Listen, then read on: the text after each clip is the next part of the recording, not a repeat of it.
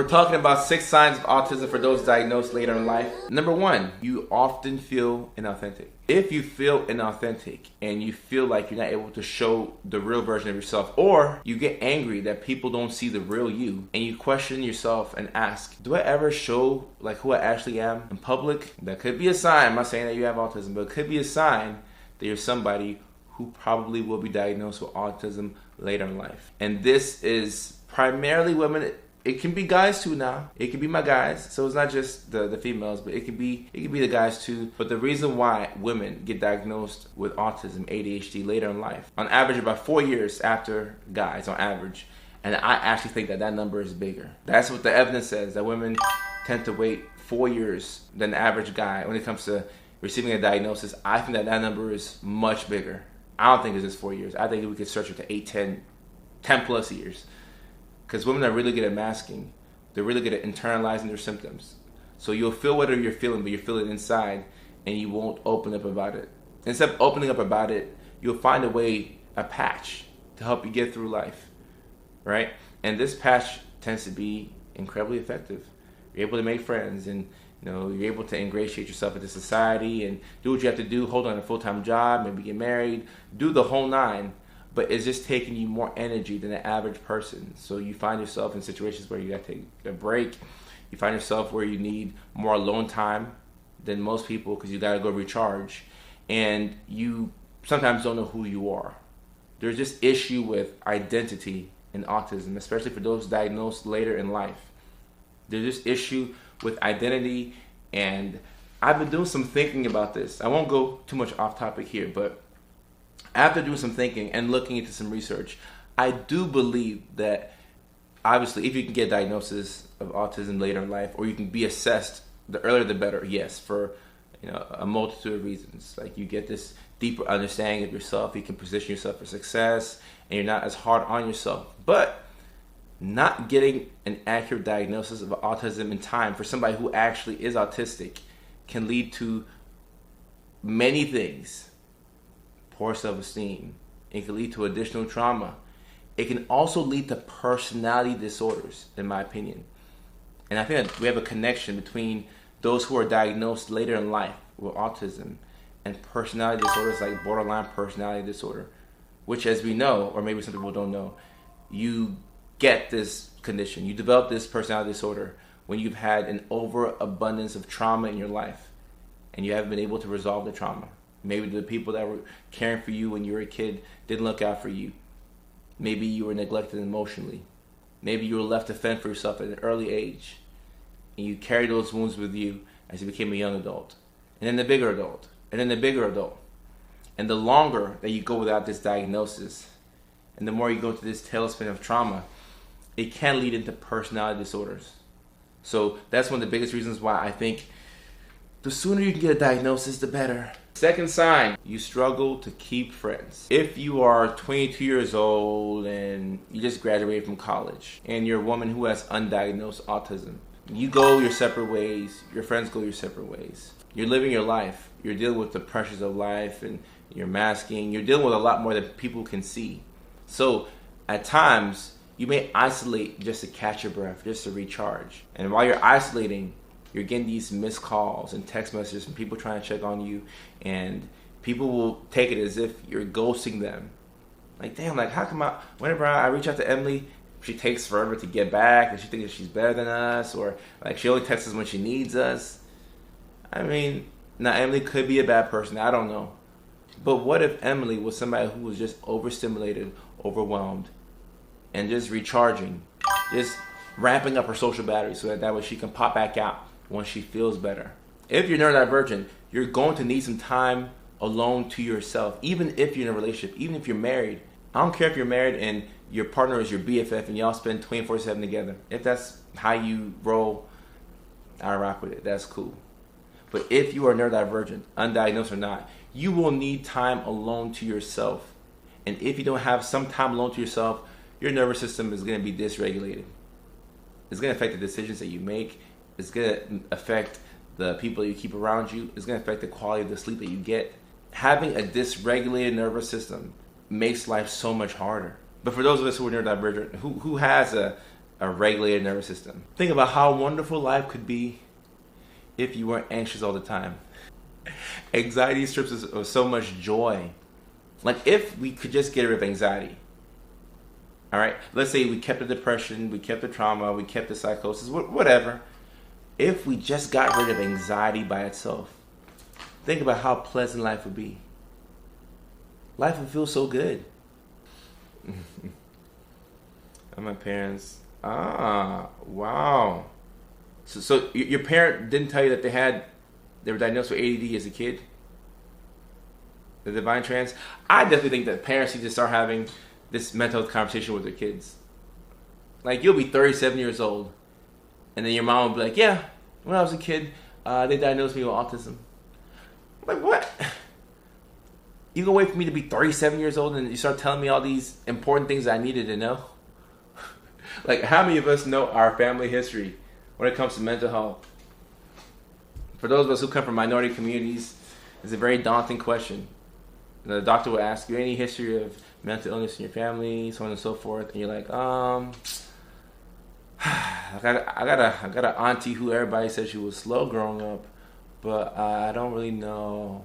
No, yeah, we're just mentally healthy all the way. Like, we don't know. So, like, we just don't know. We need to know these things.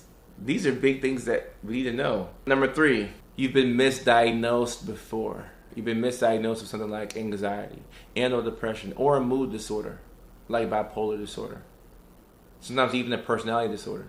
But earlier we spoke about the undiagnosed autism to borderline personality pipeline, which is hella strong. Like, that's his own live stream right there. It is. But for a lot of us who are diagnosed later in life with some type of neurodivergence, we're often given the standard diagnoses of anxiety and depression. Because the way the mental health system is, it's not the best. You know, we're working on it collectively, like all of us who are professionals. But sometimes you go into the office and they'll give you a questionnaire and they'll ask you about how you feel and they'll hold your hand and then you fill out the questionnaire and then they'll say, oh, you're depressed. Oh. And you're like, okay, I'm depressed. Okay, I am sad. Oh. And then they say, okay, well, here's some Zoloft or something, 25 milligrams. Go, take care of yourself. Have a good life. Aw. If you don't do a thorough assessment, you often come up with diagnoses like anxiety or depression. And a lot of times, we have to remember that anxiety and depression are mental conditions, but they can also be symptoms of something else. So if it's a symptom of something else, you gotta dig deeper. You gotta dig deeper and figure out, like, what's going on. And the clue for me here is whenever somebody says that they've been sad for a long time, that's my cue to do a more thorough history. Like, you say you've been sad for a long time. You're 42 and you've been sad for a long time. Then I ask, okay, when's the last time that you weren't sad? I don't know, 7? I'm doing the math like, what? You've been depressed for 35 years? Huh. So the last time that you weren't depressed, you were 7 years old. Yeah. You've been depressed for 35. Okay. When you've had a type of depression or low mood that has extended into different decades, like the last time that you weren't depressed, Ronald Reagan was president. Oh yeah. You may have to come get a thorough assessment for some type of undiagnosed neurodivergence. 35 years. I don't think that was Reagan. I think that was Bill Clinton or George H.W. Bush. I forget about presidents. But if the last time you weren't depressed was when the older George Bush was in office, yeah, you need to come on down and get this neurodivergent assessment because that's not normal. Number 4, you struggle to understand your feelings. Whether it's big feelings or small feelings, you struggle to understand your feelings. And when you have a hard time understanding your feelings, it can make it difficult for you to make decisions for yourself.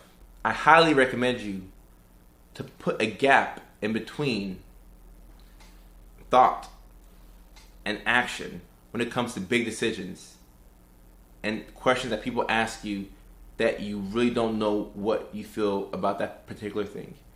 Your mom asks you, "Oh, can you do a favor for this?" "I'm not sure." Your brother asks you, "Oh, can you drive?" "I don't know." "Do you mind taking?" "I don't know." "Do you mind if we come in, we stay at your place?" "I don't know. Like, just give me some time to think about it." Give me some time to think about it. Don't be quick to make big decisions. I mean, look, as a general rule in life, just in general for all of us, we shouldn't rush to make big decisions. Like where you're going to live, who you're going to marry, the type of lifestyle you're going to lead, what you want to do for a career. Don't rush into these big decisions. Because if you're neurodivergent, there's a good chance that you don't know what you're feeling in the moment. And you don't know what you're going to be feeling until like a random day. It'll be 1 a.m., you woke up to use the restroom, you're taking a dump, and you're like, "Oh, I don't like that. I don't like how that makes me feel. Okay, I don't want to do that. I don't want to do that." Or you're just driving in the car and you're like, I think I want to try that out. I will sign up for that class. I do want to do that. But you have to give yourself some time to make these decisions because you likely don't know what you're feeling in the moment. Don't rush to commit. I'm not saying we should avoid commitment altogether, but don't rush to commit. You need some time to figure out what you're thinking. Take your time, Pastor. Take your time, Pastor. Take your time, Pastor. A lady diagnosed from Uganda said that her family thought she was possessed after finding out about her diagnosis. Guys, don't get me started on African cultures. Because look, I'm from Africa, so I'll tell you. Like, good luck being African and schizophrenic. Let some of your African family members tell you, they'll say that you're possessed by a demon and they have to like beat it out of you or they gotta take you to the village. Nah, you just gotta go to the hospital, get your meds, get some sleep, pop back out, you'll be fine. Let your African relatives tell you, they're gonna attribute it to voodoo and like the supernatural is there. Like, yeah, I believe that stuff is out there, but sometimes there's nothing wrong with having a pastor and a psychiatrist and a mental health professional. Your mental health nurse practitioner, your mental health PA, your nurse, your therapist, your social worker. Ain't nothing wrong with having these people in your life. Number 5, people pleasing. People pleasing. This is an ironic one because the best way to please people and to become impressive to other people is to stop wanting to please people. If you're a people pleaser or a former people pleaser, this is weird to you. But if you want to legitimately impress people, you have to stop caring about impressing people. It's a very backwards thing because you feel like the way to impress people is to do what they want. Whatever you think that they want out of you, you just do that. It's not authentic to you. It's not probably what you want to do, but you think that that's what they want you to do. So you do it so that way you can stay in their good graces. Because you probably have a fear of abandonment. There's some trauma there, some childhood stuff that's going on. And it started when you were a young kid. You wanted to please your parents. You wanted to please your peers. You want people to be happy with you. That's not how you please people. And that shouldn't even be our priority. We should try our best to be pleasing ourselves. How can we please ourselves? Not in a way that's selfish, to where it's like, okay, only I matter. I only care about myself. No, but in a way to where you're legitimately happy about the things that you're doing. And you're walking in a light that is authentic to you. But if you feel like you're an empath or you're responsible for people's emotions and you can walk into a room and you can instantly sense a person who's hurt and you feel like you have to hold space for them, what you're doing is you're not holding space for yourself. And these things can lead to poor self-esteem. It can lead to insecurity. It can lead to you lowering yourself and feeling small and playing it small. Whenever you play it small, guess what you get? You get small things. I had a teacher in high school. I didn't necessarily like her. I won't say her name, Miss Purtle. And she told me, Kojo, if you do a half-ass job, you get a half-ass grade. And I was so pissed. I was like, "Argh!" But that is the only quote that has stuck out for me from high school. High school was like 15 years ago. The only quote that I remember from high school, from any of my teachers, and this wasn't even my favorite teacher, but the only quote I remember is from Miss Pirtle. Kojo, if you do a half-ass job, you will get a half-ass grade. And I was like, oh. And I took my C, I just kept it moving. But she's right. She's right. If you go halfway with something, that's what you'll get. If you're trying to straddle the fence between pleasing people, but you feel like you're trying to take care of yourself a little bit, but like you really care about people's emotions and you'd rather please people than to take care of your basic essential needs, it's going to rip you apart. And you're going to be forced to make a decision one day. And whenever that day comes, I hope that you choose yourself. Number 6, you always have felt different. And you felt as if people do things a certain way and that you were just a bit more peculiar. Like you have people and then you have yourself.